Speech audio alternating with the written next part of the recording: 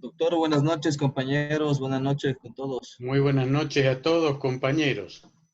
Estoy en la etapa de admitir a los que están en la sala de espera. Buenas noches, doctor. ¿Cómo está? Buenas noches, Buenas noches. compañeros. Buenas noches a todos, compañeros.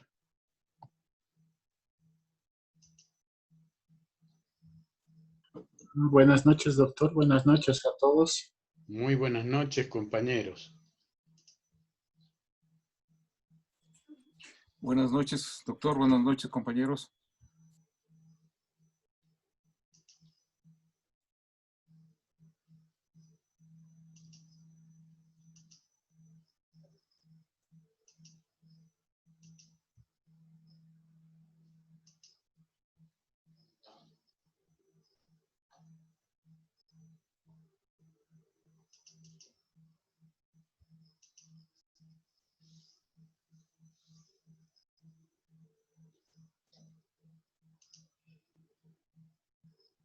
Un minuto más y ya empezamos, compañeros.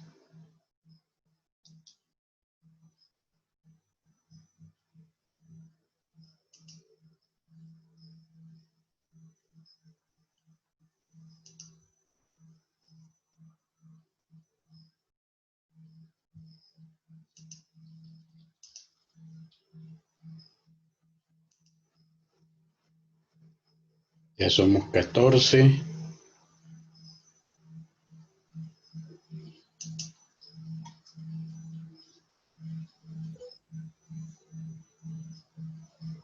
Todavía no sé por qué los manda el Zoom a una sala de espera si hoy especifiqué que podían tener entrada directa, si no tengo que estar ingresando a cada rato.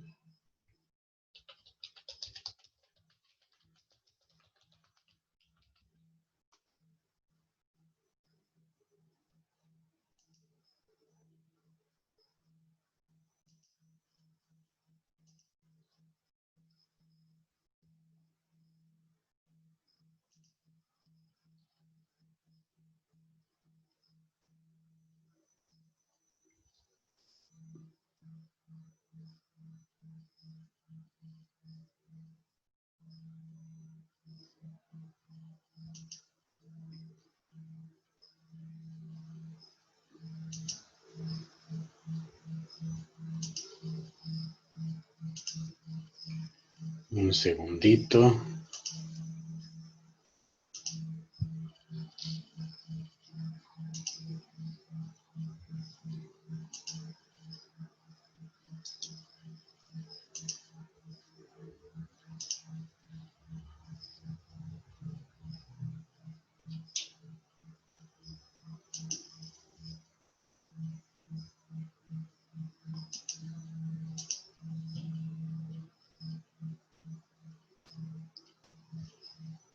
Bueno.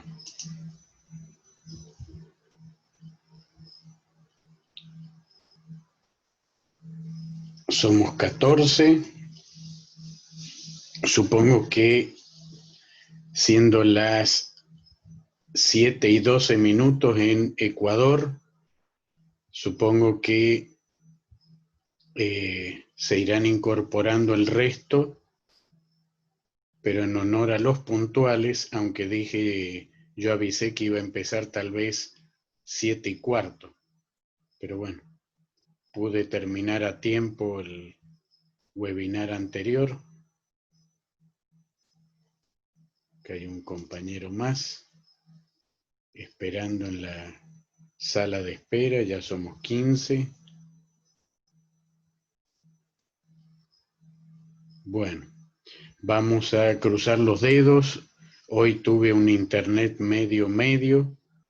Vamos a cruzar los dedos que me deje el internet poder exponer el PowerPoint a pantalla completa, porque normalmente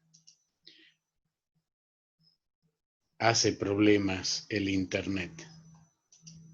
Entonces, vamos a... ¿Cómo estamos con la bibliografía? ¿Cómo estamos con el avance de temas? ¿Vamos todo bien? ¿Las lecturas, todo bien? Doctor, Sí, Leo. he estado en una de las lecturas de los documentos que nos envió, una que usted principalmente lo hizo. Hay una referencia que dice Richard et al. 2002 y no está en la referencia. La he buscado ahí en el blog de ResearchGate y Ajá. no la he encontrado. No sé a cuál es justamente, y habla, bueno, de la investigación que usted hizo, creo, en el Lago Titicaca, específicamente.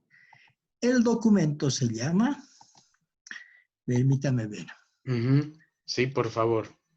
que dice sinopsis de los principales problemas ambientales a nivel mundial. ¿Y no está? No está. Ajá. Bueno, gracias por decírmelo. Yo se los voy a poner al documento en el grupo de WhatsApp directamente. Sinopsis de los principales problemas a nivel mundial, dices. A ver, espéreme, permítanme. Sí, te Sí, permito. dice sinopsis de los principales problemas ambientales a nivel mundial. Y ahí existe una problemática similar en el lago Titicaca por la introducción de especies foráneas. Ver Richard et al. 2002, dice, hace una referencia a un documento. Reviso en la lista de bibliografía y no está el 2002, o sea, está el 2003, hay otras que tiene ahí. O sea, la cita está en ese documento. En el documento está la cita, pero el documento mismo, o sea, la referencia bibliográfica al documento no está. No sé si me permite compartir mi pantalla para que lo pueda ver. Sí, dame un segundito, por favor. Porque estaba buscando el documento, yo pensé que era la sinopsis lo que faltaba. Sí, no, la sinopsis está ahí, el documento ese sí está. hace una cita. Sí, hace una cita a un documento que no está en el listado de la bibliografía. Y no sé cuál es. Dame un segundito que no encuentro cómo se hace para... Los otros días estaba aquí la opción, pero ahora no la veo, la opción para... Intentaré, creo que voy a poder hacer eso. A ver. Dale. He compartido mi pantalla, ¿verdad? Sí. Ahí está. Ya. Ahí Está está, el mire, dice 2002. acá. 2002. Y si vamos a la bibliografía que lo tiene al final, no hay está el el 2002. Sí, está 2001, 2003, 2000, ¿ve? Déjame ver cuál sería esa, porque ahora en estos momentos no sé cuál puede ser esa cita. pero déjame que yo la busque y se las pongo ahí en el grupo de Y WhatsApp directamente. si ve el contexto, dice, existe una problemática similar al lago Titicaca por la introducción de especies foráneas. Ujú. Eso es lo que habla. Entonces, más o menos debe ser un estudio que hizo por ahí. Sí, sí, sí, sí, sí. Sí, estoy tratando de ver, creo que sé cuál es. Pero déjame que lo busque y yo se los pongo ahí en el grupo de WhatsApp, por favor, Leo. Perfecto, gracias. Voy a dejar de No, compartir. gracias a ti por el aviso. A ver. Bueno, ahora sí ya somos como 19, como 20. Ok, ahora sí voy a compartir yo. Y vamos a cruzar los dedos que no pase nada. Ok. ¿Se ve esto?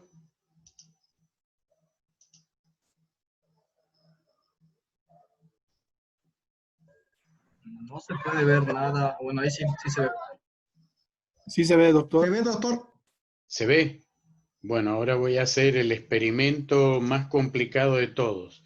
Voy a tratar de poner la pantalla completa y ustedes me van a decir si el sonido no se altera ni nada.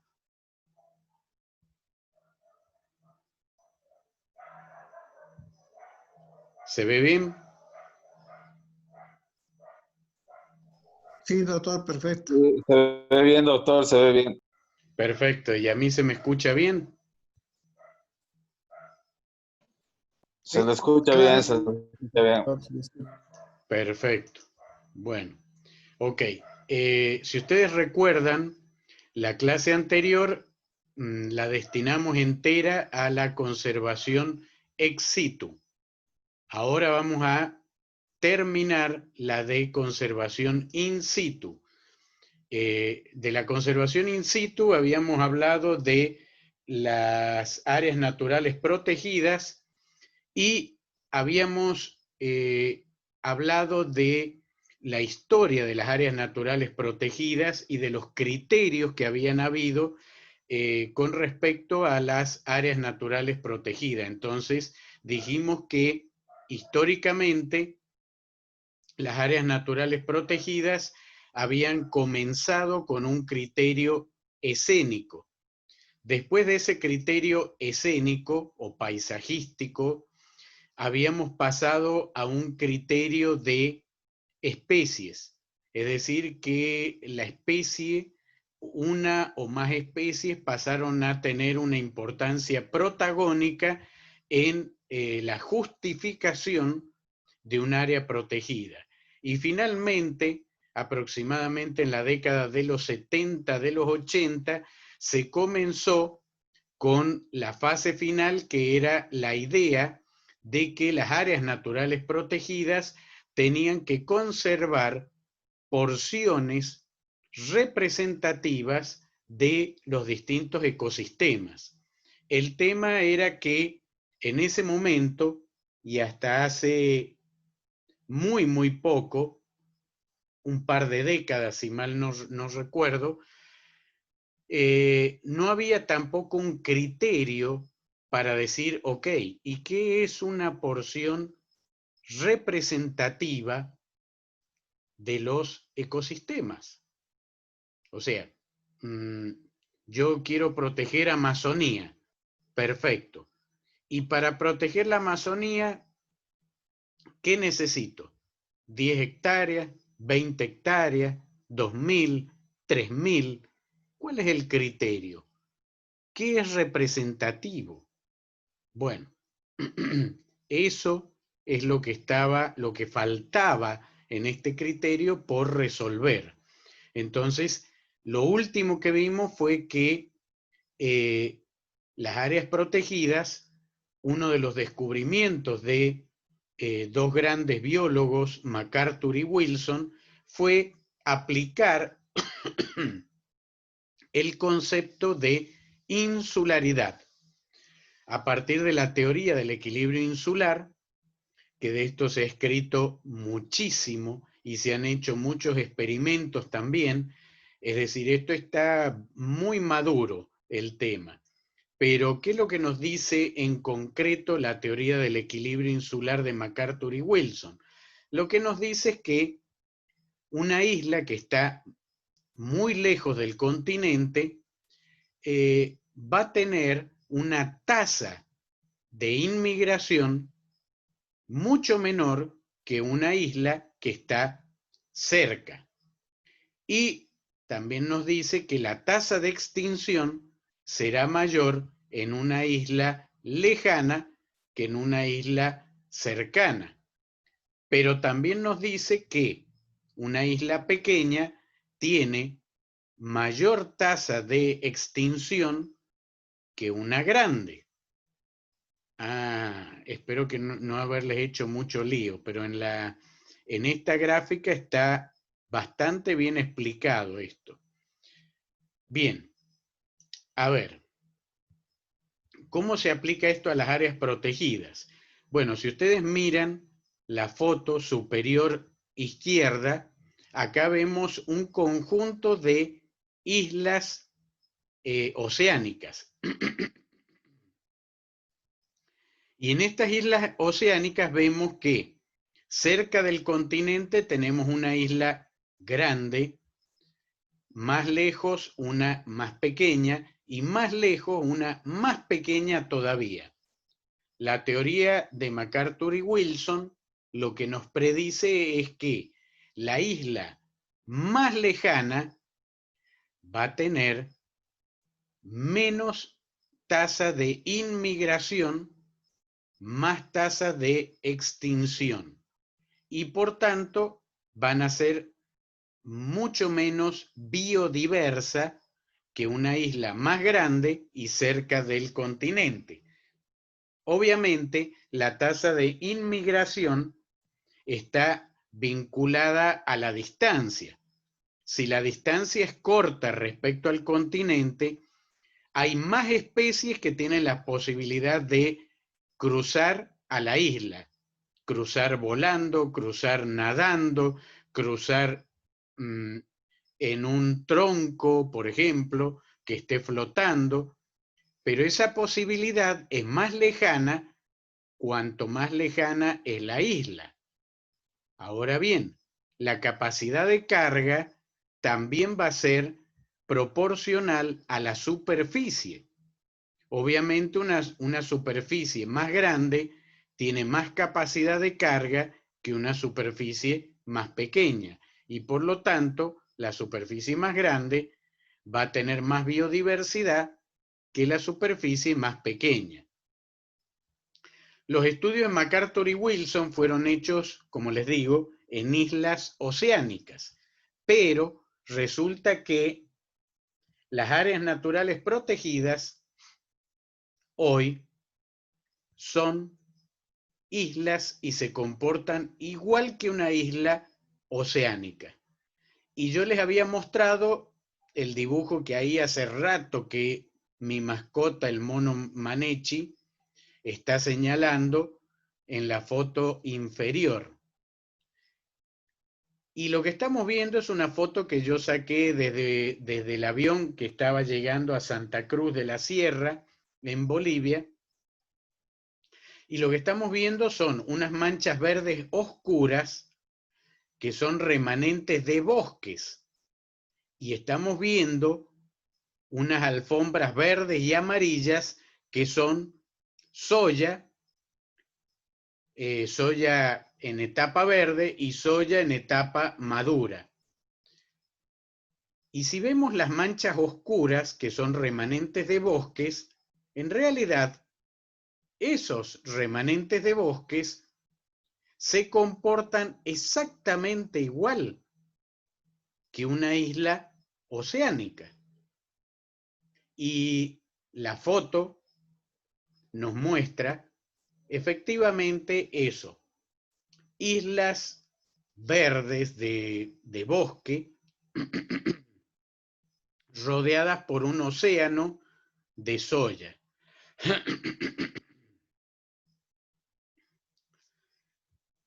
Entonces, también vemos lo que está señalando Manechi, el monito. Vemos aquí, no sé si alcanzan a ver como una suerte de caminos. De hecho, hay un camino. Ese camino que está forestado a ambos lados del camino, también se comportaría como un corredor. Pero cuando yo muestro esto, muchos estudiantes me dicen, bueno, pero un bosque no es igual que una isla, un remanente de bosque. Si es igual que una isla. ¿Por qué es igual que una isla? Porque la biodiversidad de ese bosque no es como muchos piensan, que esa biodiversidad puede movilizarse de una isla de bosque a otra isla de bosque, aunque no haya agua de por medio. ¿Por qué pasaría esto? Pongamos, por ejemplo, el caso de los monos, los primates.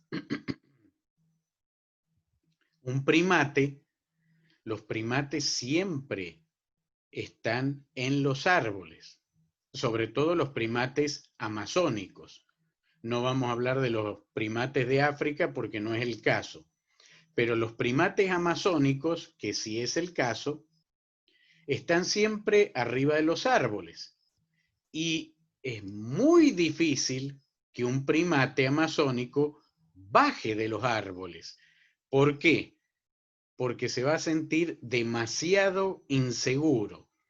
No bajan nunca, no, sí bajan. Eventualmente, excepcionalmente van a bajar de los árboles. Por ejemplo, para buscar ¿qué cosa? Uno de los recursos más escasos y más buscados de toda la Amazonía. Me refiero concretamente al famosísimo y no siempre tan bien ponderado cloruro de sodio. A los primates les encanta el cloruro de sodio. Y al Homo sapiens, wow, ni les cuento lo que le gusta el cloruro de sodio. Bueno, a nuestros primos también les encanta. Y en la Amazonía es un elemento químico sumamente escaso el cloruro de sodio. Muy, muy, muy escaso. Entonces, a veces se acumula en ciertos barreros, acumulaciones de barro, que fueron lagunas, y cuando se van secando, acumulan el poco cloruro de sodio que tienen, porque los ríos amazónicos están formados por agua prácticamente destilada, o sea, agua con muy, muy pocos nutrientes.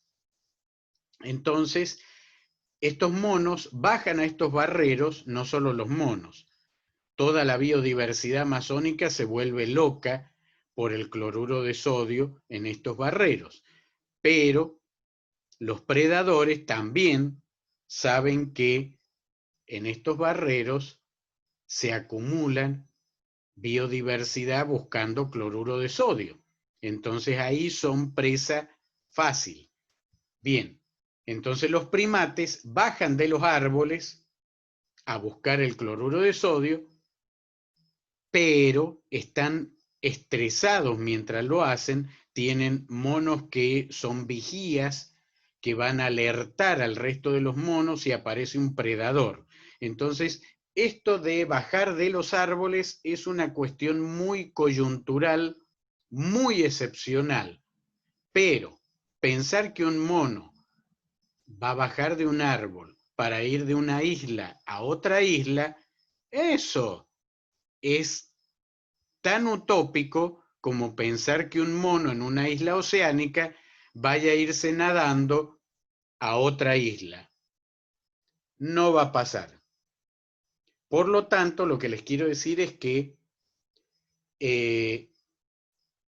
las islas continentales formadas por manchas de bosques se comportan igual que una isla oceánica. Por otro lado, los animales que viven en las áreas boscosas, etológicamente, no digo todos, pero una mayoría, adolecen de una cuestión psicológica que también afecta a muchos seres humanos. Y esa condición psicológica se llama agorafobia. ¿Qué es la agorafobia? La fobia a los espacios abiertos. Entonces, hay animales que, como viven toda su vida en un bosque cerrado, no les gustan los espacios abiertos y le tienen fobia a los espacios abiertos. Por lo tanto, esos animales nuevamente no van a dejar el manchón de bosque en el que viven para atravesar un océano de soya a ver qué encuentran en otro manchón de bosque. Entonces, todo esto que les estoy contando son elementos que justifican y que ratifican que la isla de bosque se comporta ecológicamente hablando igual que una isla oceánica. En esta foto que estamos viendo ahora, estamos viendo justamente una isla de bosque rodeada por un océano de soya que está recién brotando. Esta foto la saqué en Argentina, me encantó, y obviamente en ese bosque hay biodiversidad, pero ni sueñen que la biodiversidad de ese bosque va a salir y va a cruzar el océano de soya para ir a los árboles que están al fondo, por ejemplo, o al costado derecho, que hay algunos arbolitos por ahí. Algunos estarán pensando, bueno, las aves sí vuelan. Sí, sí vuelan. Pero nuevamente, hay aves como los citácidos de gran tamaño que también sufren de agorafobia. No todos, pero muchos sí. Entonces, no todas las aves van a realizar lo que les digo, abandonar una mancha de bosque para desplazarse a otra mancha de bosque. Bien, eso es complicado. También hay una serie de factores, acá ya vamos a empezar a tocar la forma, la estructura, y la estructura empieza con la forma que puede tener un área protegida. Entonces, tenemos primero un problema de perímetro, un problema geométrico en la estructura de las áreas protegidas. ¿Cuál es el problema geométrico? Aquí estamos viendo mejores formas y peores formas que podría tener un área protegida. En la parte izquierda vemos la mejor forma y en la derecha la peor forma. Miremos, por ejemplo, no vamos a profundizar mucho en esto, pero yo los invito a revisar la bibliografía porque esto es complejo. El tema de las áreas protegidas hace mucho tiempo que dejó de ser cierto aquello de que el criterio original, qué bonito que es esto que estoy viendo, hay que protegerlo y punto. No, ahora importa mucho el perímetro, importa mucho la forma de ese perímetro, importa mucho la cercanía de esa forma a otras formas similares. Entonces, lo primero que tenemos que tener en cuenta es que existe una relación geométrica, y no voy a dar una clase de geometría, pero lo voy a resumir, pero existe una relación geométrica que dice que la relación perímetro-superficie es inversamente proporcional al aumento de superficie. Ajá. Creo que por el silencio no sé si quedó muy claro. Bueno, lo voy a explicar de la forma más pedagógica que pueda. Lo que nos dice esto es que mientras más grande es la superficie, proporcionalmente a esa superficie, menor es el perímetro. O a la inversa. Mientras más pequeña es un área, el perímetro es proporcionalmente mayor. Llega un momento en que si yo achico mucho una superficie, al final voy a terminar con un punto de tan pequeña que achico el área. Pero si yo miro cómo es un punto es puro perímetro y casi nada de superficie. No sé si se entendió el tema. El punto es nuestra mejor referencia. Un punto tiene mucho perímetro y muy poca superficie. Ahora, un área como la que tiene la letra A arriba a la izquierda tiene una superficie amplia y proporcionalmente poco perímetro.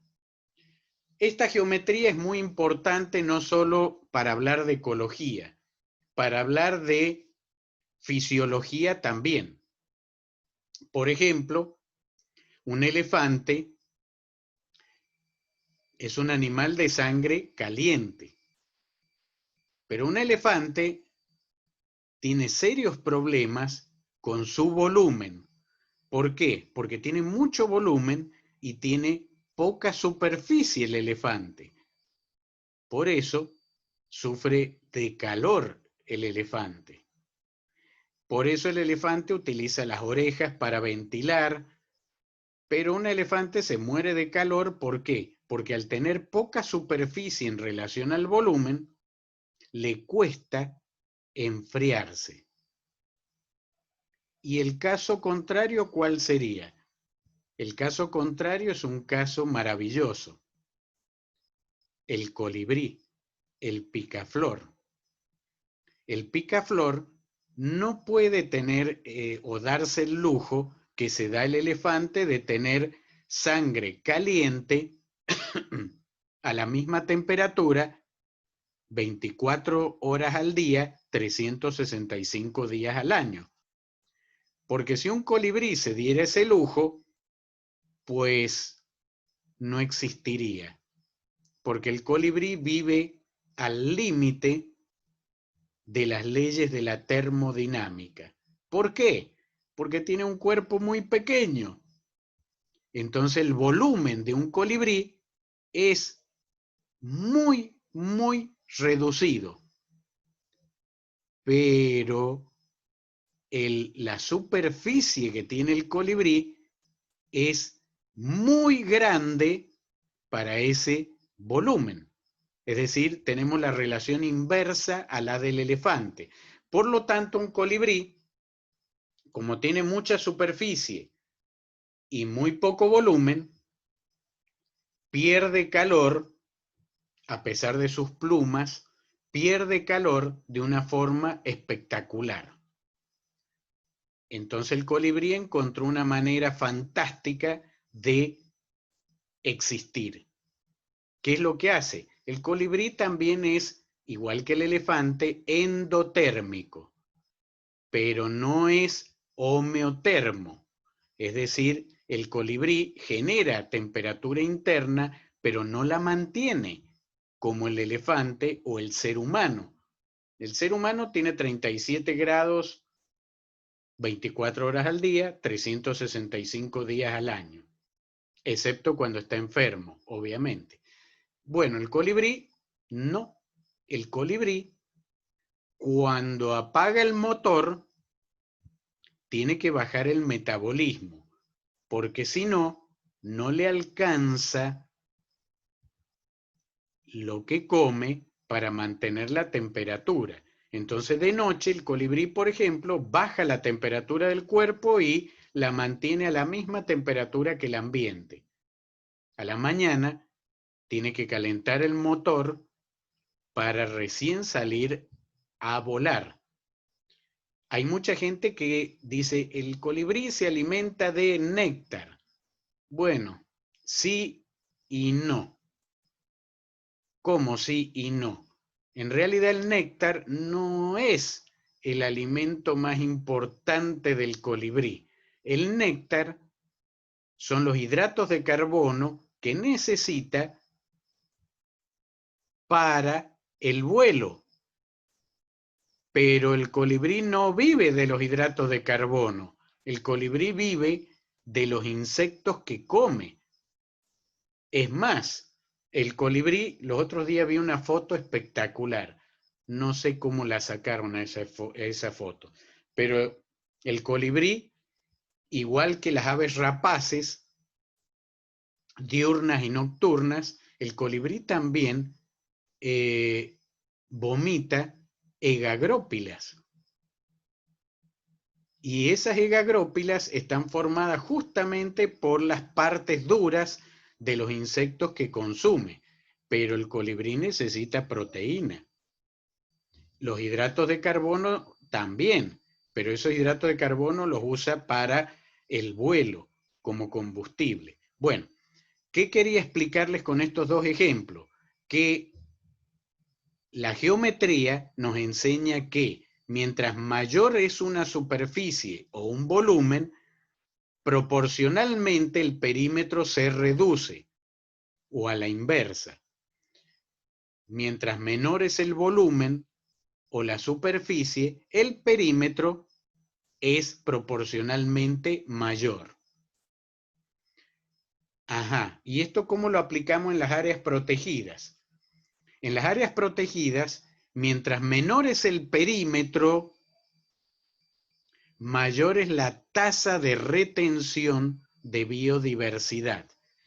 Con lo cual, ya tenemos una primera aproximación para el cálculo de superficies de áreas protegidas.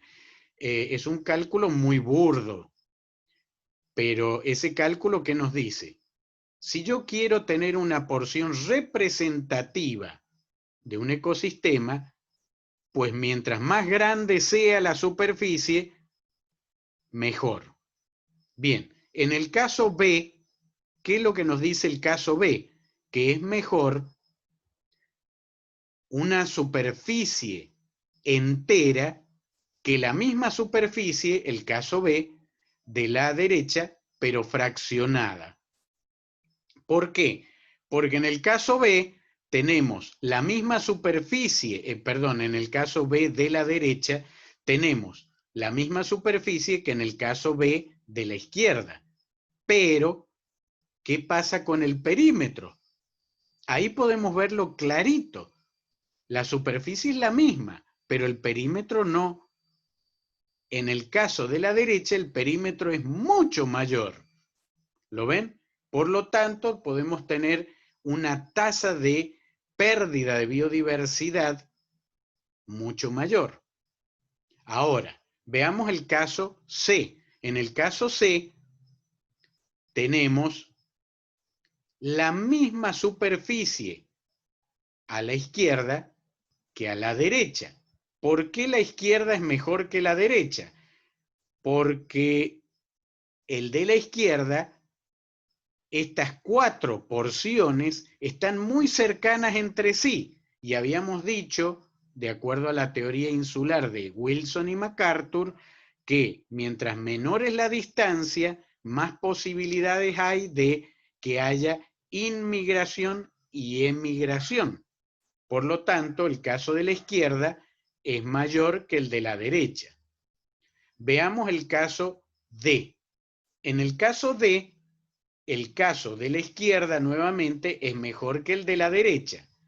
En ambos casos, la superficie es la misma. En ambos casos, el perímetro también.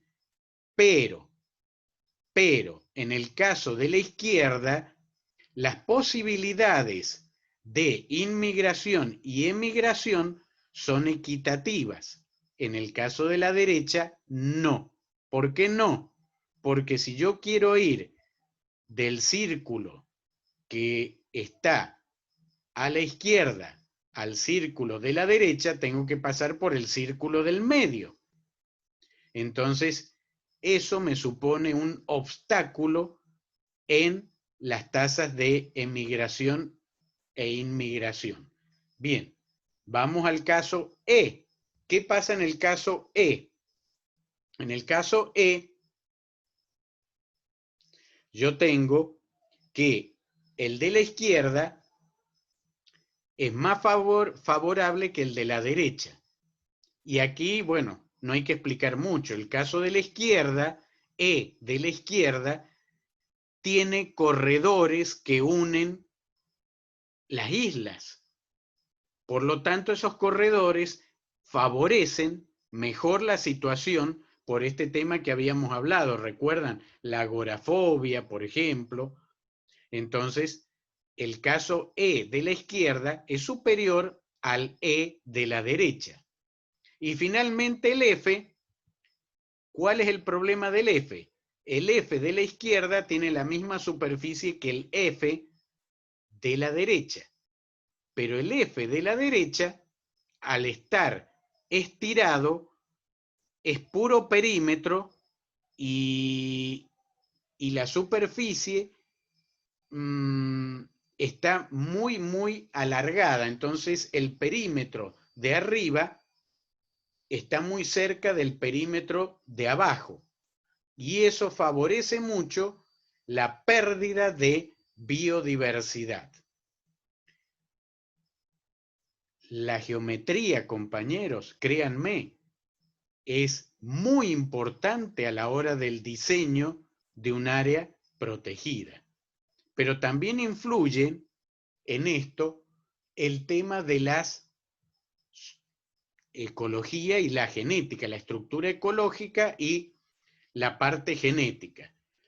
En un ecosistema tenemos que considerar algo que para ustedes ya es súper conocido, que ya lo manejan, pero como la palma de su mano. La teoría de Pianka, los estrategas R y los estrategas K. Genéticamente hablando, y aquí yo estoy hablando muy generalmente, muy superficialmente, ¿ok? El concepto. Por lo tanto, lo vamos a tomar a esto como dos situaciones extremas. Abro paréntesis. La realidad no sea así, yo necesito que ustedes los tonos de grises, estrategas R, muy reducido, prácticamente el pool genético, por eso, y con dos cucarachas, tienen un pool génico poblacional, pero no todos los individuos de toda la población. No sé si se entendió el ejemplo. Pongamos de ejemplo el ser humano, pero cada del pool génico humano, el gen de la inmunidad del coronavirus, pueden estar en medio. Hay otros, o sea, humanos lo poseen. O Enrique. sí. Hola. Pensé que estaba hablando solo ya. Pero la pregunta es... No se escucha. No le escuchamos, doctor. Ah, ¿no me escuchaban? No escuchan nada de las No, y usted tampoco nos especies escuchaba. Pucha. ¿Y hasta dónde han escuchado? Yo estaba hablando solo hasta recién. Toda la última transparencia que puso. Toda la última, la de las especies K y R, cuando lo último fue que ustedes lo dominan y ahí se cortó. La de geometría, La de la geometría, ¿esa sí la escucharon? Sí, doctor. Sí, se escuchó la geometría. Perfecto. ¿Y de los R y K hasta dónde escucharon? Casi Desde nada. que cambió la diapositiva. ¿Hola? ¿Me escuchan? Este momento ya, doctor. ¿Ahora sí me escuchan? Sí, doctor. Sí se escucha. Ok, ok. Bueno, voy a hacer el intento. Creo que a esta hora ya empieza a fallar el internet. Lo que voy a hacer es, no voy a compartir pantalla completa porque parece que eso consume mucho ancho de banda. Entonces, voy a compartir la pantalla, pero no completa. A ver.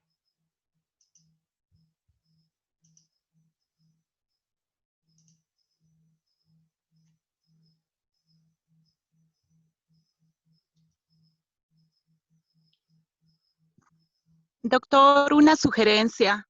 Sí, sí. Sí, sí, te escucho, Claudia. Dime. Quizás puede compartirnos más bien el PowerPoint y nosotros lo abrimos paralelo a su presentación y usted va explicando y nosotros le vamos siguiendo en la presentación en nuestros dispositivos. Así usted no gasta tantos megas si se le complica con el internet. Es una excelente sugerencia la tuya. Dame un segundito. Dame un segundito, por favor. Sí, gracias. Sí.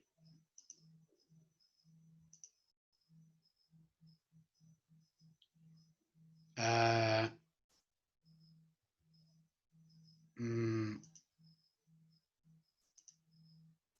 a ver.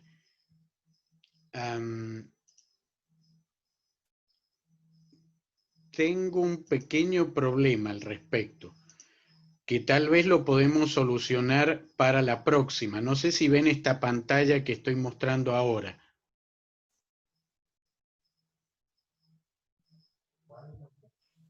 Sí, sí se la ve. Sí, sí se Se ve. ve. Bueno, el mouse, ¿lo ven?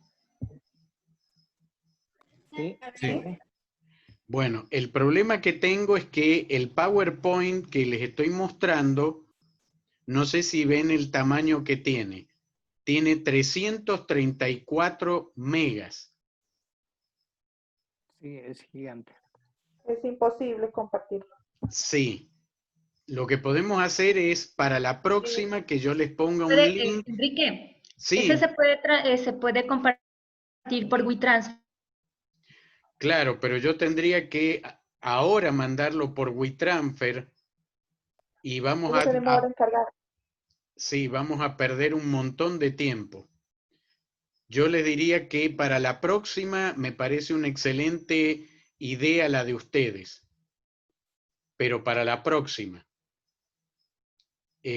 Porque ahora entre que abra el WeTransfer y mandárselo a cada correo, son 24 correos. No es chiste, en el WeTransfer hay que poner uno por uno los correos.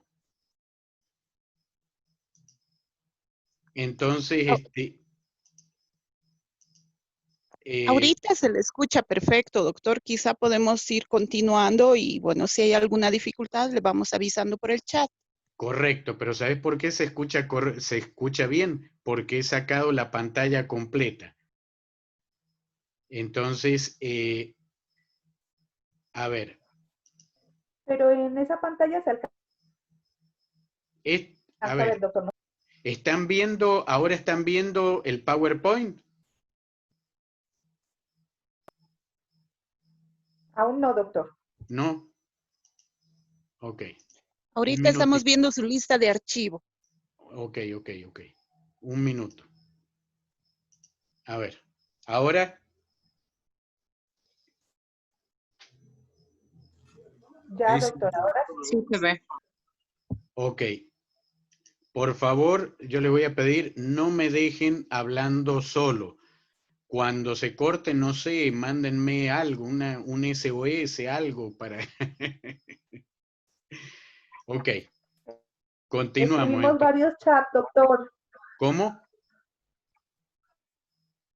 Escribimos muchos chats, pero no nos Perfecto. escuchaba. Perfecto, perfecto. Gracias. Gracias, compañeros. Bien.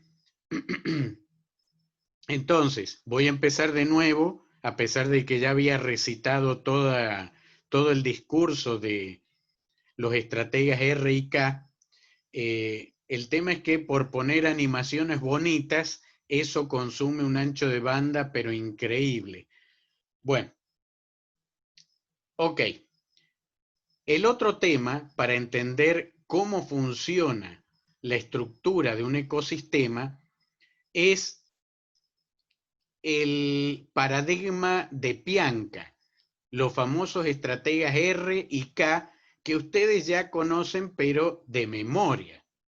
Ahora, los estrategas R y K tienen particularidades genéticas, no solo ecológicas, sino genéticas. Por ejemplo, los estrategas R se caracterizan porque una determinada población de estrategas R, por ejemplo, de estrellas de mar, en esa población R, cada individuo tiene el pool génico de la población.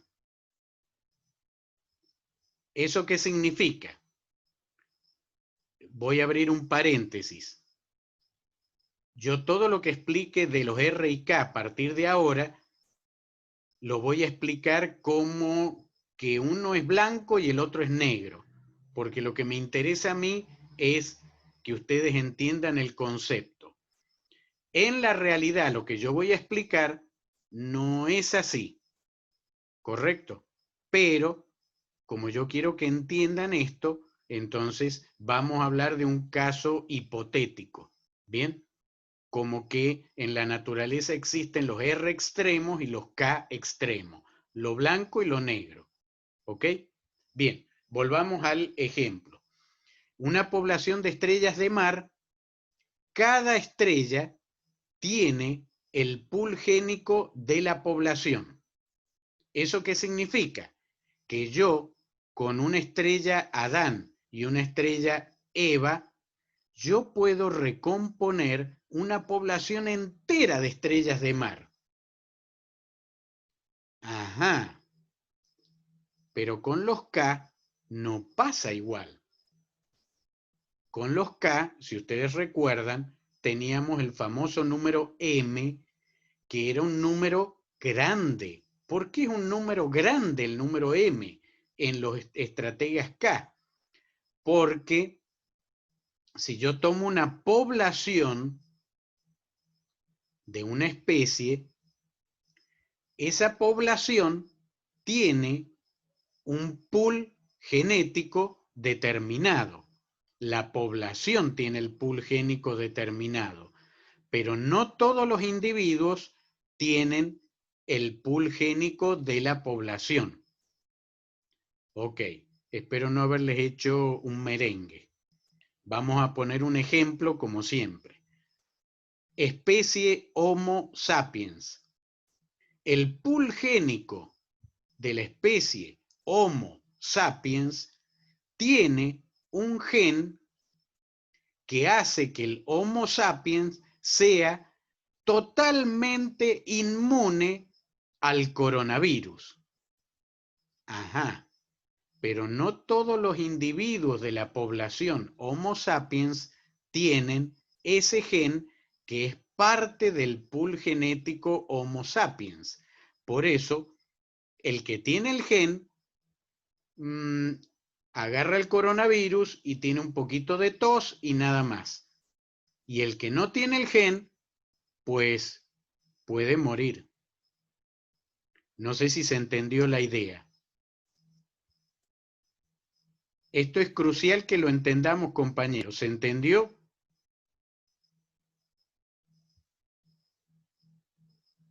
¿O de nuevo estoy hablando solo? No, doctor, sí nos escucha. Doctor, estuvo claro. Ah, bueno. Bueno, me alegro, me alegro. porque esto es clave para continuar con esto y entender lo de las áreas protegidas. Entonces, ya hemos visto la geometría. Ahora hemos visto la parte genética. En esta parte genética ya nos podemos dar cuenta de que si son estrategas R, yo no necesito muchos individuos. Si son estrategas K, yo sí necesito muchos individuos. Porque si no tengo muchos individuos, no tengo representado el pool genético necesario para evolucionar. ¿Qué significa esto del pool genético necesario para evolucionar? El número M. De nuevo, en el caso del ser humano, supongamos que la población humana no sea de 7.5 billones. Que la población humana sea de, no sé, 150 seres humanos. Y de esos 150 seres humanos, uno solo tiene el gen que nos hace inmunes al coronavirus. Bien. ¿Cuál es el problema?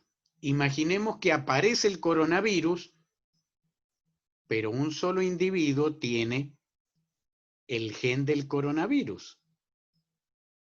Ajá. Entonces, ¿qué va a pasar? Que 149 individuos van a morir y uno solo va a sobrevivir, el que tiene la inmunidad. ¿Y cuál es el problema? El problema es que con un Adán o con una Eva yo no puedo recomponer la población humana. Ese es el problema. Entonces yo necesito una población, un número M de individuos mucho mayor para que hayan más individuos con la inmunidad del coronavirus, por ejemplo. Entonces, en ese caso, aunque mueran los que no tienen inmunidad, me van a quedar los que sí tienen para perpetuarse como especie en el tiempo. A eso es lo que me refería. Muy bien.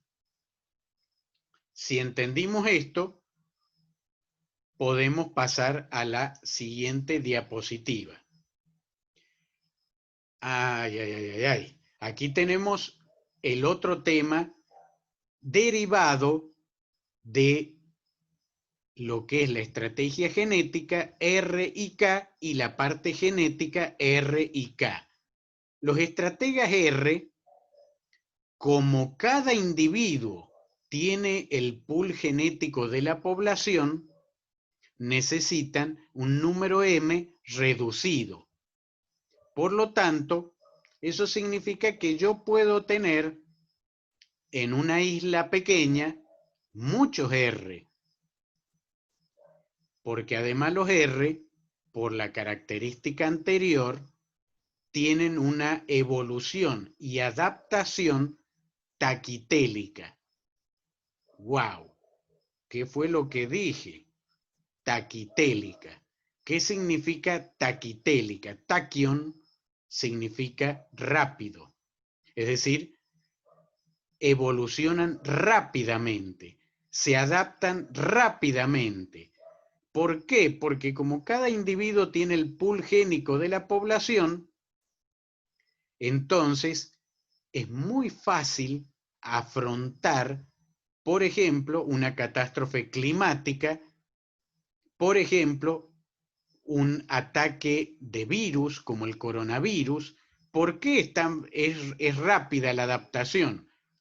Porque todos los individuos van a tener el gen que les va a permitir sobrevivir. En los K no pasa eso. ¿Por qué? Porque necesitan un número M grande.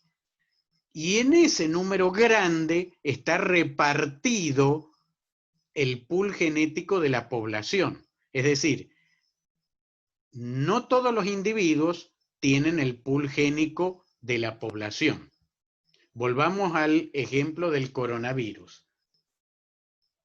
La población humana como parte de su pool génico, yo puedo decir que la población humana, su pool génico, tiene inmunidad al coronavirus. Yo puedo decir eso. Eso es parte del pool génico humano. Pero cuidado, no todos los individuos humanos tienen ese gen. ¿Correcto? Por lo tanto, para que exista evolución y adaptación, yo voy a necesitar de muchos individuos para tener la representatividad genética de la especie. Y eso hace que la adaptación sea más lenta. Por lo tanto, se habla de que los estrategas K tienen una adaptación y evolución braditélica, o sea, más lenta. Si hay algo, un problema, por ejemplo, climático, catastrófico, esa catástrofe barre con todos los K, no con los R. Los R van a sobrevivir y los primeros que se van a recuperar son los R. Por eso también,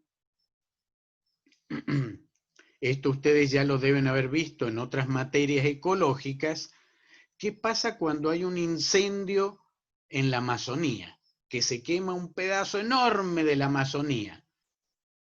¿Quiénes son los primeros en desaparecer? Todos los K. Y después del incendio, ¿cómo empieza la sucesión ecológica? Empieza con los R. Los R son los primeros en invadir el territorio quemado.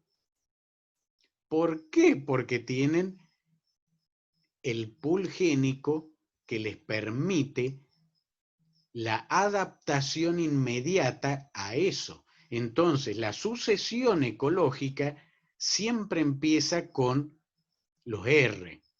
Y los K son los últimos en llegar al ecosistema.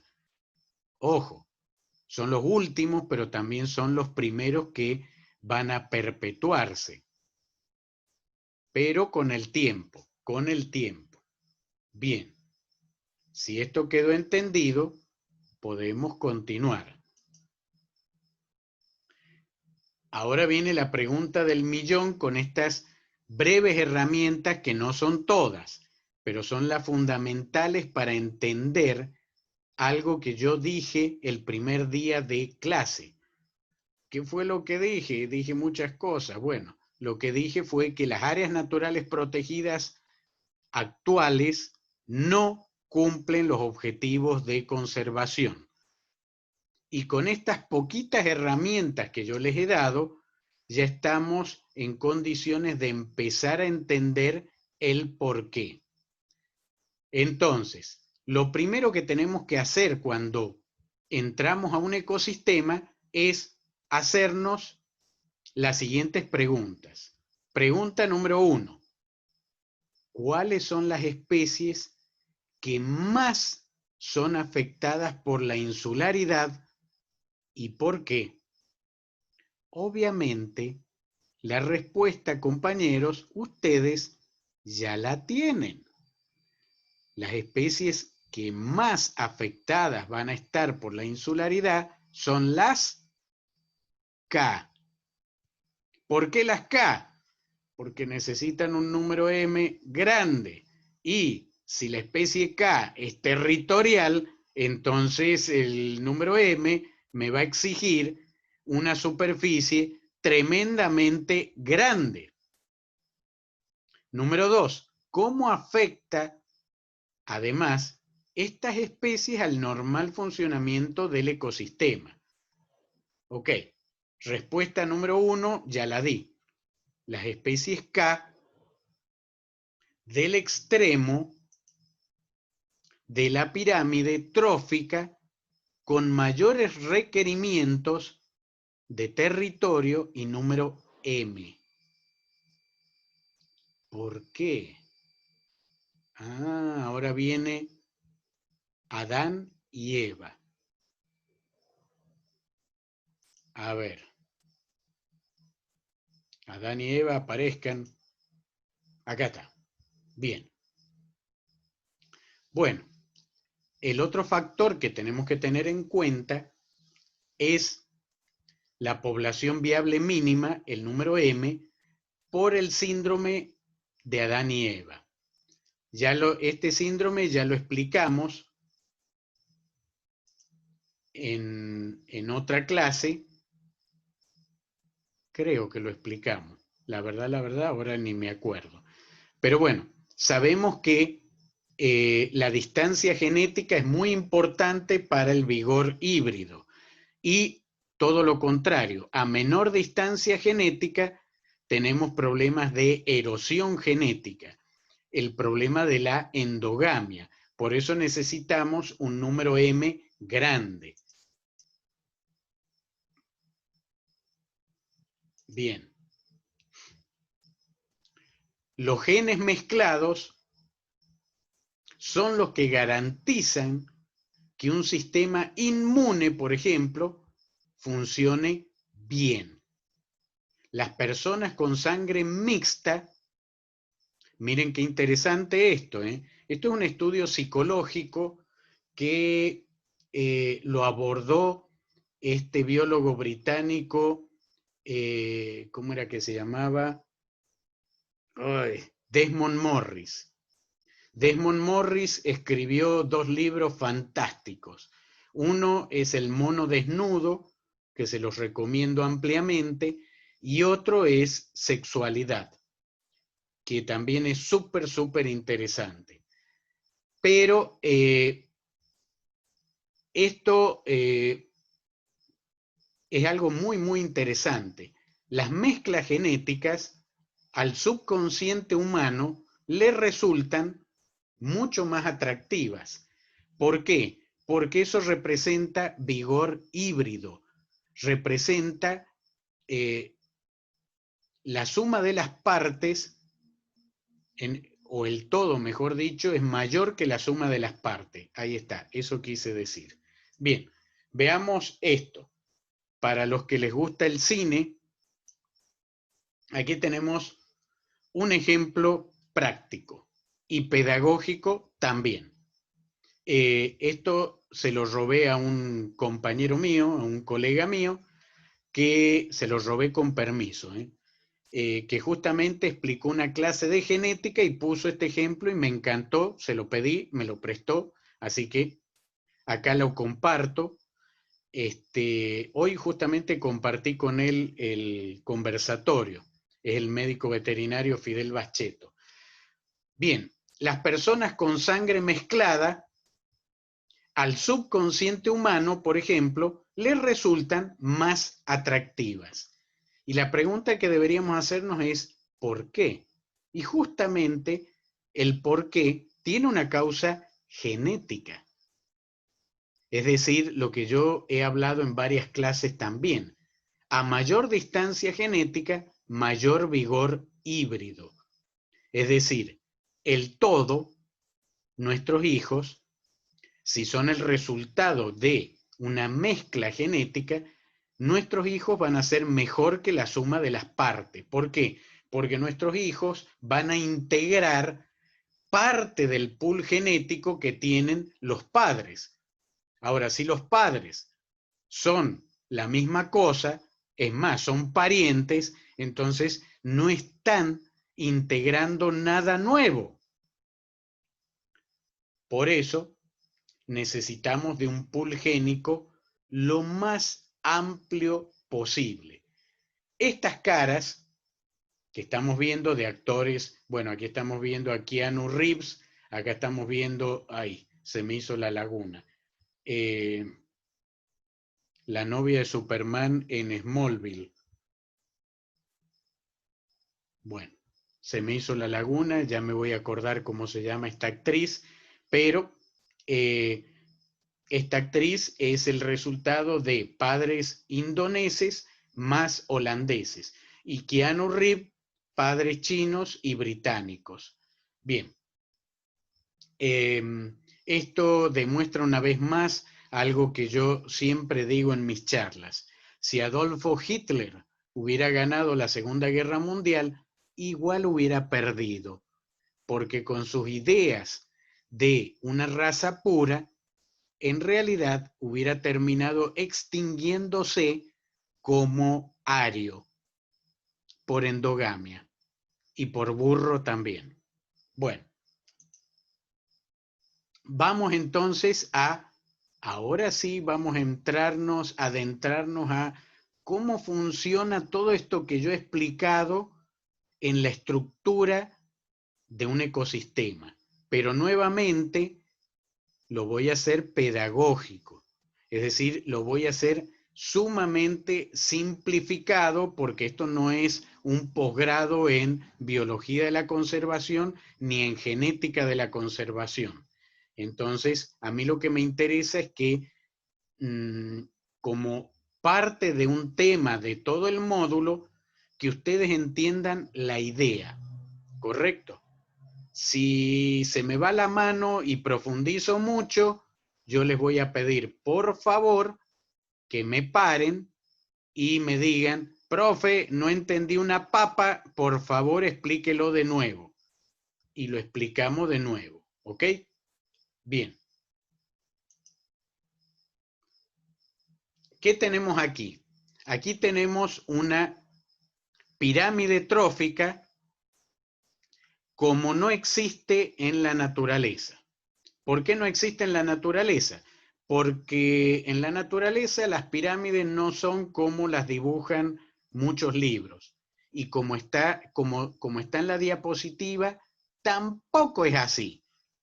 Los escalones de una pirámide trófica son tremendamente desproporcionados, no como están en el dibujito, ¿ok? Pero eso no importa, harina de otro costal. Entonces, en una pirámide trófica, ¿cuál es el tema? Nosotros tenemos abajo, en el escalón inferior, el escalón más importante de todos. El escalón, ¿cómo se llama este? Se llama el escalón Harry Potter. ¿Ok? Bien. ¿Por qué se llama el escalón Harry Potter? Porque es el único escalón que hace magia. ¿En serio? ¡Claro! Hace magia de verdad, por supuesto. ¿Cómo es esto de que hace magia de verdad? Es el único escalón que puede tomar el dióxido de carbono de la atmósfera, ese dióxido de carbono responsable del efecto invernadero, y combinarlo con agua, con hidrógeno 2 oxígeno, y mediante la energía que recibe del sol, fabricar una molécula extraordinaria, una molécula que tiene una cadena de 6 átomos de carbono oxidrilada, que se llama glucosa. Y como resultante de esta reacción, emiten además un gas residual para que respiren los burros. ¿Cómo se llama ese gas? Oxígeno. Y el proceso mágico que acabo de describir se llama fotosíntesis. Muy bien. Gracias a la fotosíntesis existe producción de biomasa. Producción que es aprovechada por los consumidores primarios, los mal llamados herbívoros. ¿Por qué mal llamados herbívoros? En una charla anterior creo que también lo expliqué esto. Los herbívoros ingieren vegetal, pero no digieren vegetales. ¿Ok? ¿Se entendió la diferencia? Ingerir no es lo mismo que digerir. Entonces, por ejemplo, en esta pirámide estamos viendo una vaquita y estamos viendo una ovejita. Bien, la vaquita y la ovejita ingieren vegetales, pero no los pueden digerir. Igual que el ser humano. El ser humano ingiere vegetales, pero no los puede digerir. ¿Ok?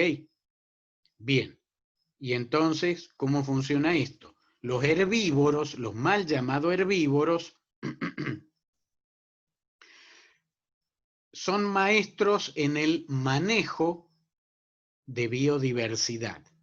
Entonces tienen reactores en su interior, llámese estómago tetrapartito en el caso de la vaca, y en ese reactor tetrapartito crían bacterias y protistas que son los que van a digerir un polímero de la L-glucosa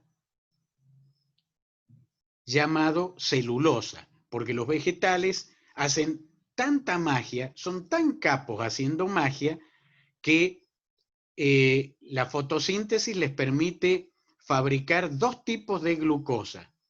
La D-glucosa, que es la glucosa capitalista, no, mentira, es la glucosa que tiene una geometría dextrógira de derecha, por eso dije capitalista, y que es digerible por vegetales y por animales, a través de, ya sea como forma de glucosa, como un monosacárido, o como un polímero, que en el caso de los vegetales se llama almidón, ese polímero. En el caso de los animales se llama glucógeno, y es lo que tenemos nosotros, por ejemplo, en el hígado. Pero también los vegetales fabrican una glucosa socialista. No, mentira. Bueno, sí, es la glucosa L, que simplemente tiene el carbonilo terminal hacia la izquierda. Y simplemente con una cuestión geométrica, fabrican un polímero que se llama celulosa, con el que fabrican su cuerpo, pero el solo hecho de tener una geometría diferente, la misma fórmula química, pero geometría diferente, ya hace que ese polímero de glucosa no pueda ser digerido por los animales. Entonces los herbívoros han hecho trampa. ¿Qué han hecho? Han fabricado ese reactor en el estómago en el cual crían bacterias, crían protistas que sí pueden atacar la celulosa. Y al atacar la celulosa obtienen productos secundarios que sí pueden digerir. Aún así, el rendimiento es bajísimo. Una vaca aprovecha aproximadamente un 8 al 10%, le dicen la ley del 10%, pero rara vez se cumple. Un 8% de lo que come. Y ustedes estarán pensando, ¿tan poquito? La próxima vez que vean popó de vaca, acuérdense del docente. Ustedes pueden agarrar el popó de una vaca, lo pueden desarmar y pueden identificar todas y cada una de las plantas que comió. ¿Por qué? Porque están ahí como si no las hubieran masticado. ¿Por qué rumia una vaca? Una vaca rumia porque tiene que favorecer el rendimiento del reactor. Entonces, lo que come lo manda al reactor. Del reactor vuelve a la boca. Y en la boca destruye la planta para aumentar la superficie de ataque de las bacterias y protistas y de esa manera aumentar el rendimiento. Bueno, ok, sigamos con esto. Ya me fui por las ramas. Ok, el productor produce biomasa. El 100% de la biomasa verde es producida por los fotosintéticos, obviamente. Ahora, ese escalón de la pirámide se reduce considerablemente, no como está en el dibujito. La realidad es muy diferente. Se reduce considerablemente con los consumidores primarios, mal llamados herbívoros. Los herbívoros, en un número mucho menor, consumen a los productores primarios. Ajá. Y después, arriba, tenemos los que consumen al consumidor primario, es decir, los predadores.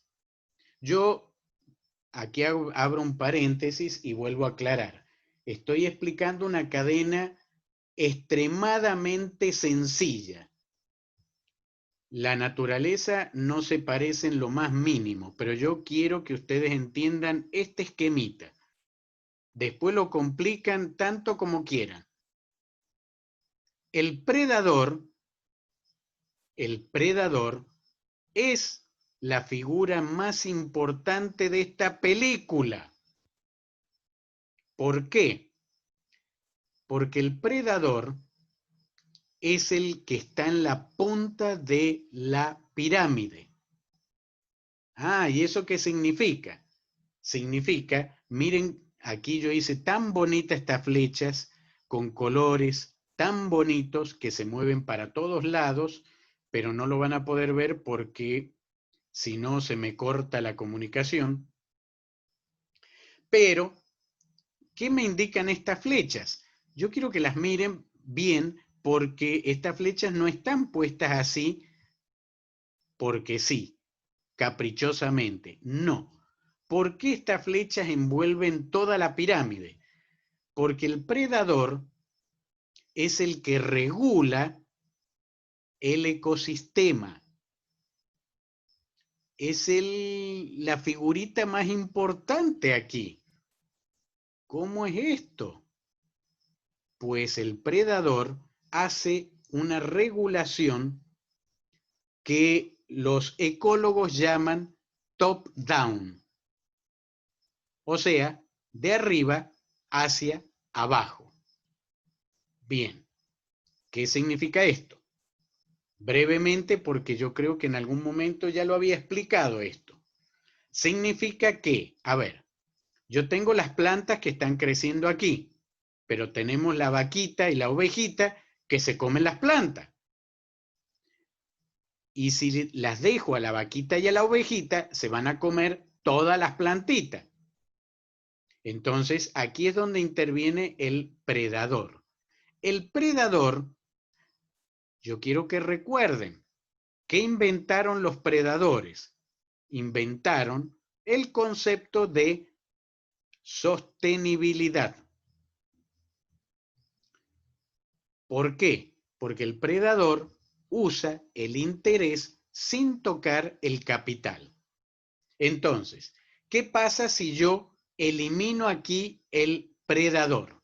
Yo elimino el predador y la vaquita y las ovejitas se van a reproducir sin control.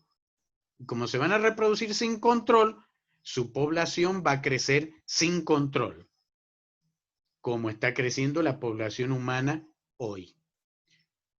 Entonces, este crecimiento sin control, ¿qué va a hacer? Va a hacer que elimine todos los productores. Y va a llegar un momento en que voy a tener muchas vaquitas, muchas ovejitas, nada de productores, nada de vegetales. Por lo tanto, al no tener vegetales, voy a tener una mortandad masiva de las vacas y las ovejas. Es decir, elimino el predador y se destruye todo el ecosistema. Un ecosistema sencillito, vuelvo a repetir, no es tan sencillito como yo lo planteo, pero yo quiero que ustedes entiendan el concepto. ¿Ok? Entonces, la figura clave aquí es el predador. Yo no puedo conservar un ecosistema sin predadores. Porque si yo elimino al predador, no sé si se acuerdan el ejemplo que di del Parque Nacional Kruger en África con el rey de España. ¿Se acuerdan? Sí. Sí, ¿se acuerdan? Sí. Fantástico, fantástico. Entonces yo elimino al predador y alguien va a tener que hacer el control, porque si no hago el control del depredador, los consumidores primarios hacen pelota todo lo que queda del ecosistema. Entonces, ¿cuál es el protagonista número uno del ecosistema? El predador, el que está en la punta de la pirámide, o los que están en la punta de la pirámide. Pero aquí vamos a hacer de cuenta que nuestro ecosistema tiene un solo predador. Lo vamos a hacer lo más sencillo posible porque, reitero, quiero que lo entiendan. Un solo predador. Perfecto. Entonces ya sabemos varias cosas. Sabemos la importancia de la geometría, número uno.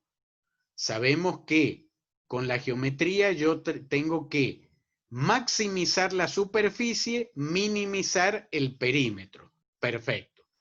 ¿Qué más? Tengo que, ya sé, el concepto del número M. El concepto del número M, ¿qué es lo que me dice? Que yo me tengo que preocupar más por las especies K que por las R. No es que las discrimine a las R, pero las R, con un número mínimo de individuos, evolucionan, recomponen la población, etc.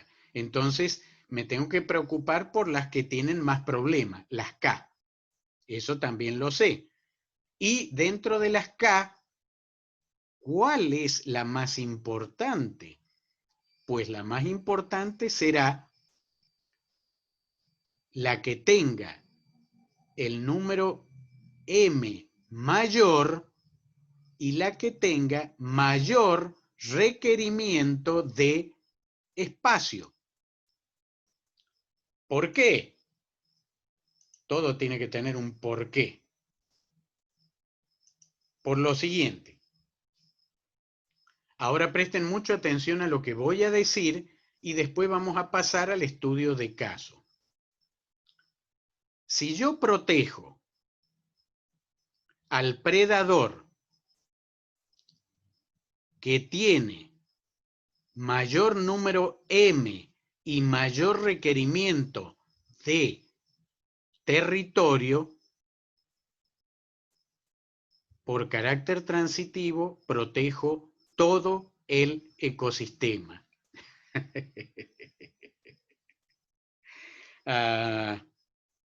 ¿Se entendió lo que acabo de decir? Hola. ¿Hay alguien en casa? ¿Estoy solo o me están escuchando? Sí, la escuchamos, doctor. Lo escuchamos. Perfecto. Bien, entonces, tomen nota. Tomen nota. Si yo quiero proteger un ecosistema, yo tengo que identificar a la especie que está, volvamos otra vez aquí, a la especie que está en la punta de la pirámide trófica, pero ustedes me van a decir, pero hay muchas especies que están en la punta de las pirámides tróficas. Sí, pero una en particular tienen que identificar. ¿Cuál? La que tiene mayor número M y la que tiene más requerimiento de territorio. ¿Por qué? Porque si yo protejo la que tiene mayor número M y tiene más requerimiento de territorio, voy a proteger a todas las demás especies, a todas, sin excepción, todas. ¿Por qué? Lo acabo de decir. Porque inmediatamente esta especie se convierte en un paraguas.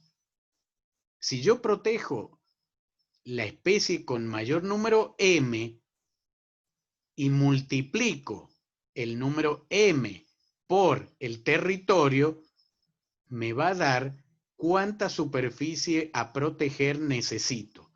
¿Y por qué esa especie me dice ese dato? Fácil.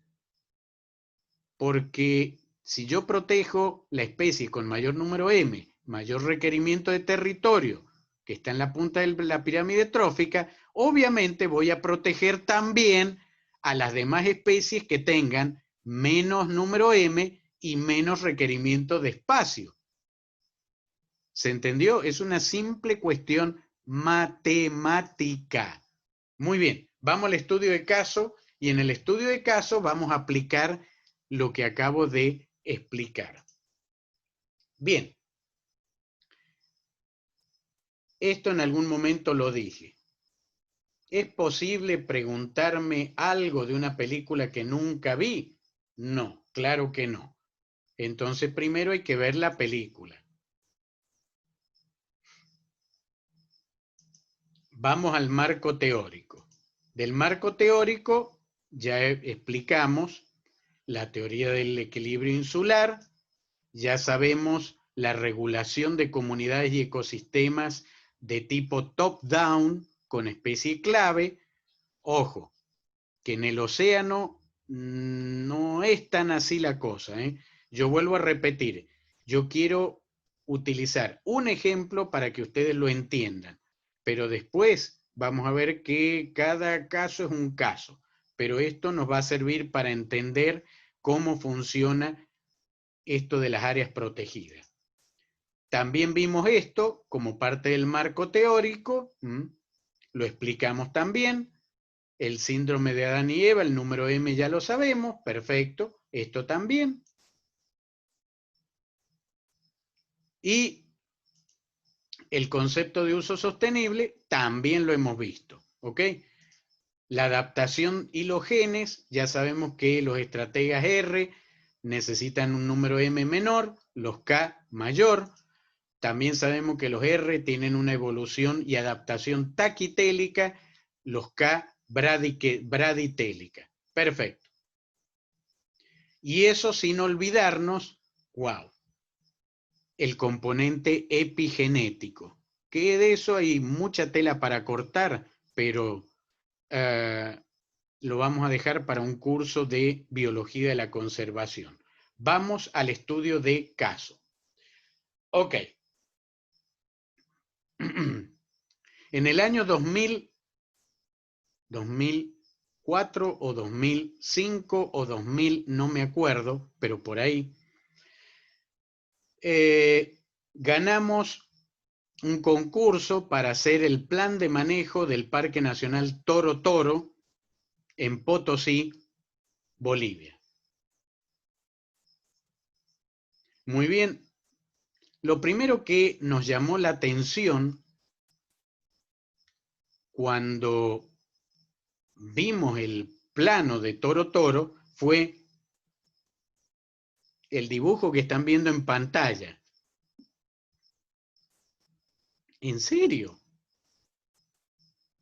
Todo esto que ven aquí, esta mancha verde y acá amarillenta, todo esto es el Parque Nacional Toro Toro. Bueno, de por sí. ¿En serio? ¿A quién se le ocurre diseñar un parque nacional con regla y escuadra? ¿En serio? Bueno, ¿para qué les hablé yo de geometría? Esto es un desastre. Un desastre. Le han metido un perímetro que si hubieran querido diseñar con un perímetro mayor, no sé si les hubiera salido, ¿eh? Pero bueno, el objetivo del Servicio Nacional de Áreas Naturales Protegidas de Bolivia pretendía que este parque nacional protegiera no uno, todos los ecosistemas que tenía en su interior. Pero bueno, la forma, un desastre, geométricamente hablando. ¿Podía ser peor la situación? Por supuesto. Ajá. ¿Cuán peor puede ser? ¿Ustedes saben qué superficie tiene el Parque Nacional Toro Toro? Tiene 16.000 hectáreas. O sea, nada, nada. Es pequeñísimo. De hecho, es el parque nacional más pequeño que tiene Bolivia. Bueno, viendo esta forma, que geométricamente es un desastre, y teniendo en cuenta una superficie muy pequeña, 16.000 hectáreas, para varios ecosistemas, la pregunta del millón es, ¿en serio podrá el Parque Nacional Toro Toro cumplir con los objetivos de conservación planteados por el CERNAP? No sé. La hipótesis que yo me planteé en ese momento fue la siguiente. La superficie actual del Parque Nacional Toro Toro no alcanza para cumplir los objetivos de conservación planteados por el CERNAP. Si X, entonces Y. Pero aquí había otro problema. ¿Cómo lo demuestro a lo anterior? ¿Cómo cuerno demuestro esto?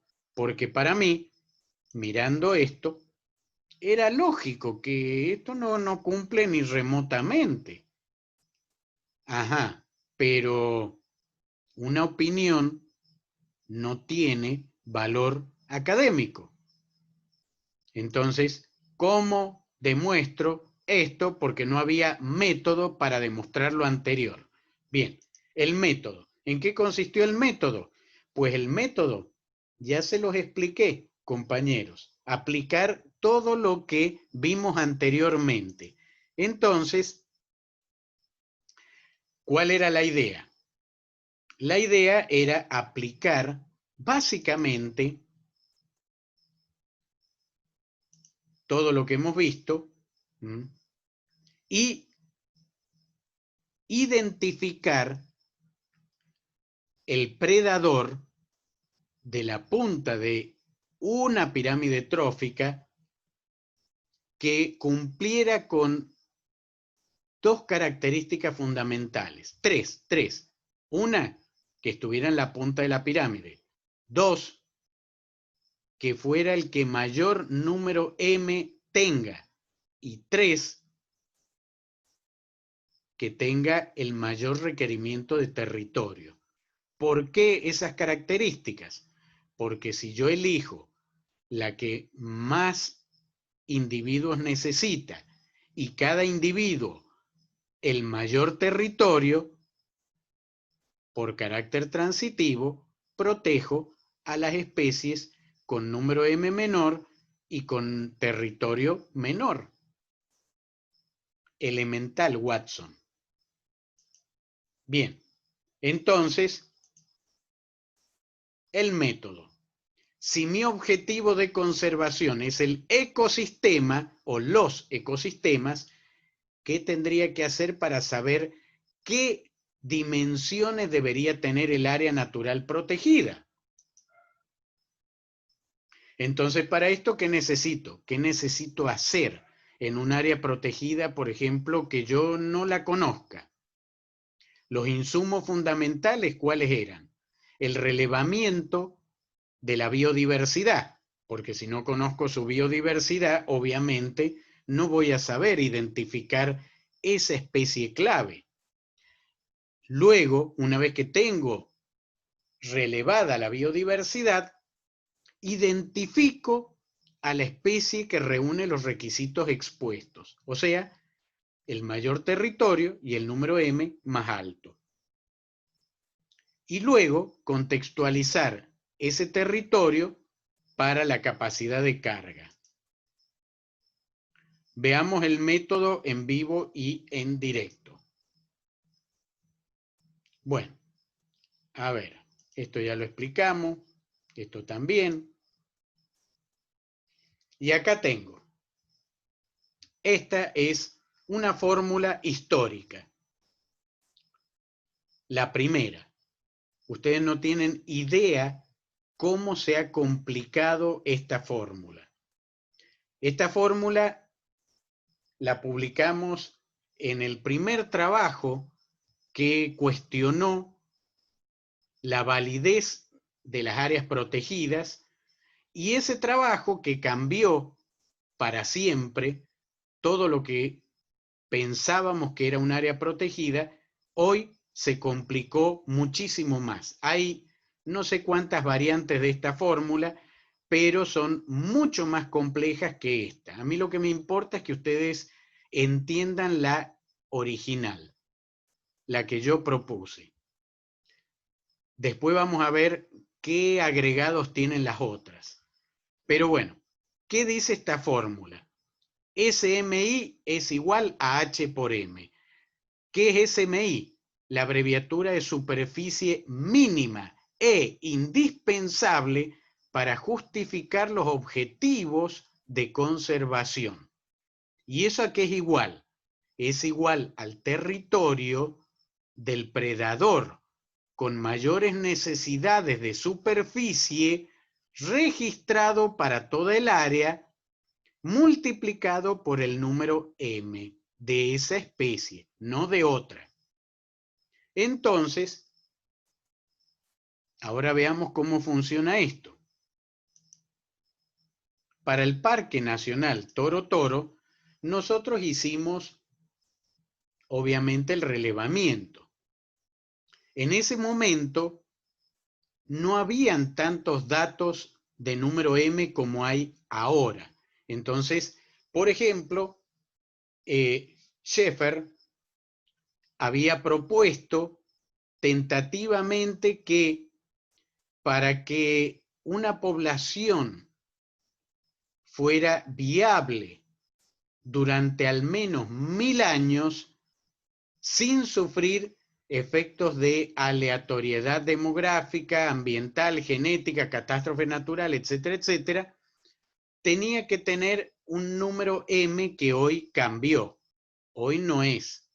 Entonces, bueno, de esto hay mucha tela para cortar, que en otro curso más específico vamos a profundizarlo más, pero para el caso de Toro Toro, nosotros, bueno, esto está para mostrar qué tan mal estaba diseñado el Parque Nacional Toro Toro. Aquí Manechi, ¿qué me está mostrando? Unos loritos. Bueno, el logo del Parque Nacional Toro Toro es la paraba de frente roja, que es un citácido endémico de Bolivia. Y se supone que el Parque Nacional Toro Toro, entre sus objetivos de conservación, tenía que proteger esta ave endémica. Bueno, después que hicimos todos los relevamientos, nos enteramos de algo fundamental, que se les pasó desapercibido a los que crearon el parque. ¿Qué cosa? El área de reproducción de la paraba de frente roja estaba fuera del parque. Esito nomás se les olvidó. Pequeño gran detalle. Bueno, el otro problema era los espeleoecosistemas que tenía el Parque Nacional Toro Toro, que de eso vamos a hablar también otro día, porque si no se me va a ir toda la clase, de hecho ya se me fue, pero es espectacular esto, las cuevas que tiene Toro Toro, es un parque espectacular. No estaba bien diseñado, pero el parque y la intención eran muy buenas. Bueno, los espeleoecosistemas los dejaremos para una próxima charla, que hay mucha tela para cortar, sobre todo de esta especie de bagre que habita ahí. Pero volvamos a la aplicación del método. Ok, ¿qué hicimos? Identificamos 3 especies depredadores con grandes requerimientos de territorio. El número M era el mismo para las tres, porque el año que hicimos esto, se suponía que los felinos y los cánidos tenían un número M promedio global de 700 individuos, cosa que ahora no es así, lo cual empeora la situación y ya les voy a explicar por qué. Entonces, en ese momento, tomamos, por ejemplo, uno de los predadores que estaba en la punta de la pirámide trófica era el puma con color. Entonces, para el puma con color, el número M calculado en ese momento era de 550 individuos. En ese momento. Hoy es cerca de 700, lo cual empeora la situación. Y el territorio por individuo era de 15 kilómetros cuadrados. Por individuo, recuerden que estos animales son los que inventaron el uso sostenible. Usan el interés sin tocar el capital. Entonces el capital de cada individuo son 15 kilómetros cuadrados. Pero yo necesito, para proteger al puma, necesito una población de 550 individuos. Entonces, ¿qué territorio tendría que tener el Parque Nacional Toro Toro? El territorio tendría que ser de 825.000 hectáreas. ¿Y cuántas hectáreas tiene Toro Toro? 16.000. Ay, ay, ay, ay, ay, ay, ay. ¿Qué significa eso? Alarma. El Parque Nacional Toro Toro no está protegiendo al puma. Ajá. Veamos el otro ejemplo. Bueno, aquí está como Oreailuru jacobita. Actualmente es Leopardus jacobita. Pero el famoso gato andino, un gato bellísimo, los estudios en el área demostraban que necesitaba un territorio por individuo de 38 kilómetros cuadrados. Por individuo, por gatito, 38 kilómetros cuadrados. Y para un número M, que vuelvo a repetir, en esa época era 550, hoy es mucho más. Multiplicado por 550, ¿cuánto me da eso? Me da 2 millones de hectáreas. Es decir que si el Parque Nacional Toro Toro quiere proteger este ecosistema, necesita como mínimo 2 millones de hectáreas. ¿Y cuántas tiene? 16.000. Por último, vimos un predador muy ubicuo, el famoso zorro, Licalopex culpeus, que necesitaba poquito territorio. ¿Cuánto es poquito? 0,72 kilómetros cuadrados. Pero el número M también era 550. ¿Eso qué significa? Que el zorro necesita 396 kilómetros cuadrados. ¿Cuánto es eso en hectáreas? 39.000 hectáreas. ¿Cuántas hectáreas tiene Toro Toro? 16.000. O sea, que el Parque Nacional Toro Toro no protege ninguno de los tres predadores. O sea, no cumple con los requisitos de conservación. Bien, aquí tenemos los resultados, compañeros. Los resultados.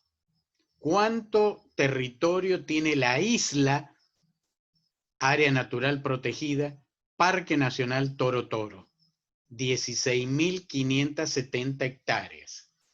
Pero, para conservar la estructura dinámica, funcional de esos ecosistemas, yo necesito a los predadores. Y resulta que ninguno de estos 3 predadores pueden sobrevivir en esa isla. Ay, ay, ay, ay, ay, ay. Primera conclusión. El Parque Nacional Toro Toro no puede cumplir con sus objetivos de conservación. Bueno, pero hasta ahora estuvo bien.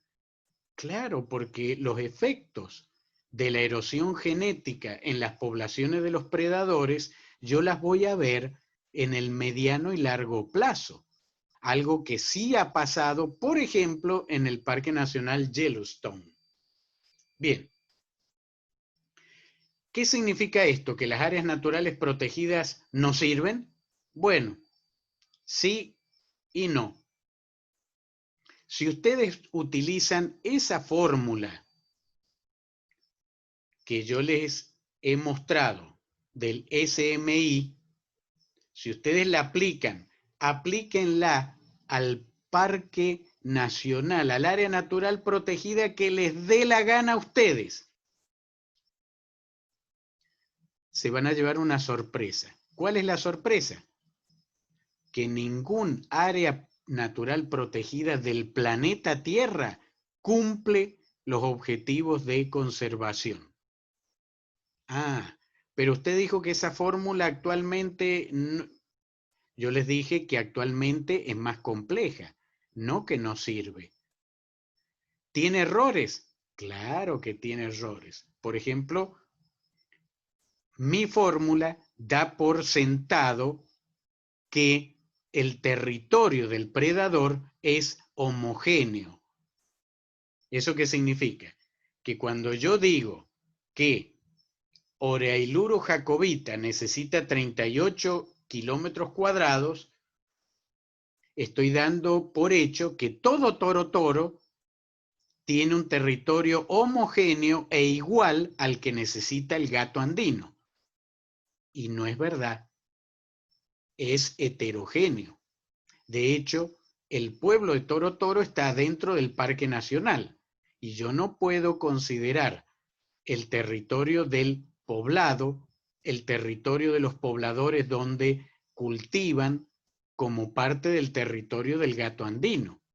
Entonces, a esa fórmula se le han agregado factores de corrección que lo único que han hecho es ampliar los valores que resultan de la fórmula. O sea, si ustedes buscan en internet van a encontrar fórmulas más complejas, pero los valores que les va a dar son mucho mayores que mi fórmula. ¿Eso qué significa? Que si con mi fórmula ningún área protegida del planeta cumple los objetivos de conservación, con las otras muchísimo menos. Y las otras, reitero, son más exactas que la mía, porque la mía era para un approach. Bien, entonces, la primera sorpresa al aplicar esta fórmula fue un golpe durísimo cuando lo publicamos en la revista Ecología Aplicada. Fue un golpe durísimo para los gestores de áreas protegidas porque les estábamos diciendo que ningún área protegida del planeta Tierra cumplía con los objetivos de conservación. Entonces, ¿qué significa esto? Significa que para crear nuevas áreas protegidas tenemos que ser muy cuidadosos a la hora de plantear los objetivos, porque después, ¿cómo diseñamos planes de manejo teniendo en cuenta todo lo que yo acabo de decir? Por otro lado, no todas las categorías de áreas protegidas tienen objetivos de conservación que incluyen todo el ecosistema. Deberían, pero no todas lo tienen. Número 3, a la luz de la genética, hay que replantearse que las áreas protegidas actualmente son un paliativo coyuntural en el tiempo ecológico y evolutivo a la situación de la pérdida de biodiversidad planetaria, pero de ninguna manera son la solución final. La solución final vendrá de la mano de la conciencia social empática, altruista, solidaria, producto de una educación integral en valores que promuevan la conservación y el desarrollo sostenible a nivel global. No hay otra solución. Bien. Propuestas de remediación o mitigación. Bueno, en ese plan de manejo, que lo pueden encontrar en mi perfil de ResearchGate porque se publicó como libro, y el artículo que les comento está publicado en Ecología Aplicada y también lo pueden bajar de ResearchGate.